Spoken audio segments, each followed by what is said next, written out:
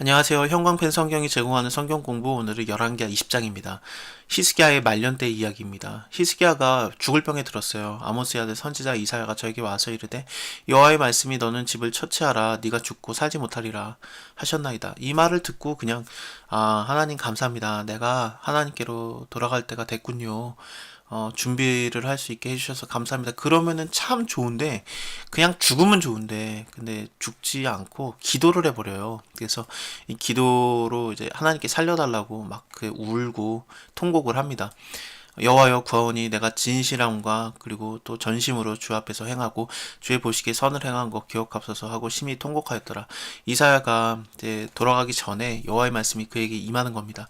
너는 다시 돌아가서 내 백성의 주권자 히스기야에게 이르기를 왕의 조상 다윗의 하나님 여호와의 말씀이 내가 너의 기도를 들었고 네 눈물을 보았다. 내가 너를 낫게 하리니 네가 3일 만에 여호와의 전에 올라가겠고 너의 날을 15년을 더할 것이다. 내가 너와 이성을 아수르 왕의 손에서 구원하고 내가 나를 위해서 내 종 다윗을 위함으로 그 성을 보호하리라 하셨더라. 이 말을 전해주게 되거든요. 이것은 좋은 게 아닙니다.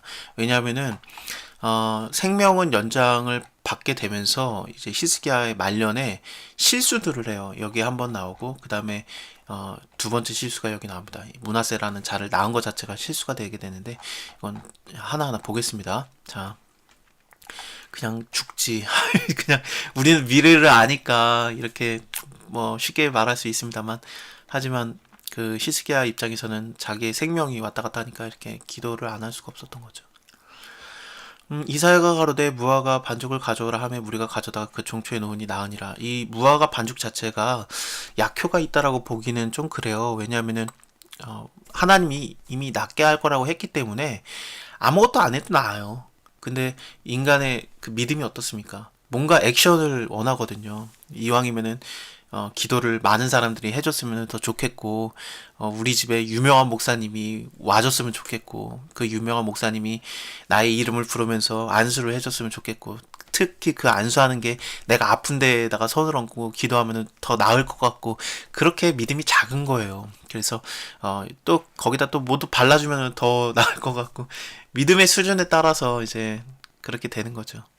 예수님도 이렇게 말로써 네가 나을 것이다 그랬을 때 그걸 믿으면 그냥 낫는데 우리 집에 와서 안수하고 기도해 주세요. 그러면 가서 기도해 주시고 그랬거든요.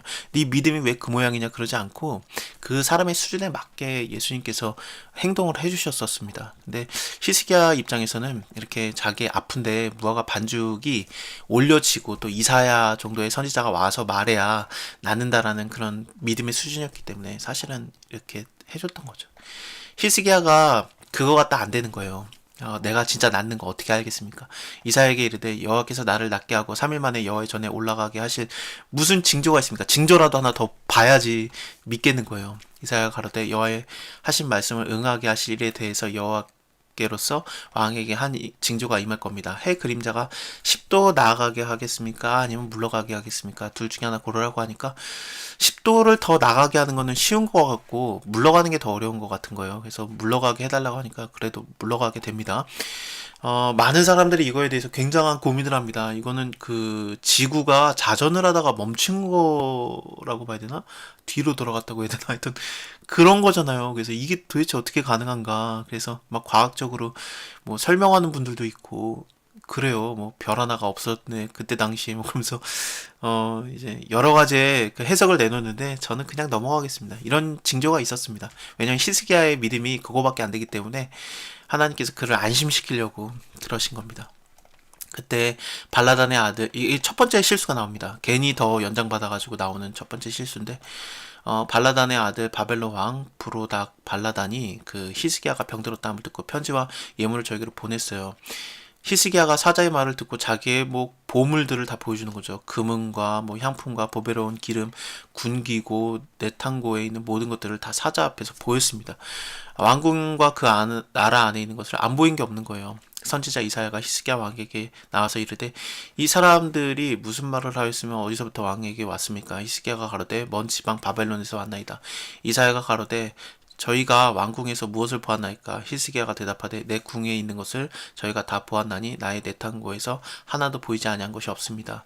이사야가 히스기야에게 이르되 여호와의 말씀을 들으소서. 여호와의 말씀이 나를 이르니니 무릇 왕궁의 모든 것과 왕의 열조가 오늘까지 쌓아두었던 것을 바벨론으로 옮긴 바 되고 하나도 남기지 않을 것입니다. 또 왕의 몸에서 날 아들 중에서 사로잡혀 바벨론 왕궁의 환관이 되리라 하셨나이다.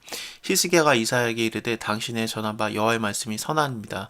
또 가로되 만일 나의 사는 날에 태평과 진실이 있을진데 어찌 선하지 아니하리로 하니라. 이게 정말 내가 죽는 날 동안에는 내가 사는 날 동안에는 어쨌든 태평하니까 뭐 이거 선한 거 아니냐, 내가 죽은 다음에 이런 일이 있을 거라고 하니까 뭐 괜찮다, 이런 식의 대답을 합니다. 우리가 아는 히스기야가 도대체 맞나 싶은 거죠. 그리고 또 그가 살아있는 중에 문하세라는 아들을 낳게 되거든요. 그 문하세가 히스기야 다음에 왕으로서 등극을 하게 되는데 그가 왕이 될 때 나이가 12살이에요. 그러니까 히스기야가 15년 나이를 연장받았잖아요. 그래서 연장받은 그 나이에서 3년 차 됐을 때 낳은 아들이 문하세인데 이자가 하나님 보시기에 굉장히 악을 행하고 히스기야가 그나마 좀 잘해놨던 거를 전부 다 말아 먹어버립니다. 유다로 뭐 범죄케 해가지고 막 그 죄악이 가득하게 만드는 겁니다. 그래서 하나님께서도 유다를 거의 포기하시는, 이제 북이스라엘도 포기를 오래 참으신 거죠. 200년 넘게 참으신 다음에 그 다음에 그냥 이렇게 멸망당하게 된 건데, 유다는 히스기야 왕이 서서 하나님을 의뢰했기 때문에 계속 연장을 하시다가 이 므낫세라는 자가 왕이 돼서 다 말아먹으면서 하나님께서 유다를 이제 거의 포기하시는 그런 상황이 나오게 됩니다.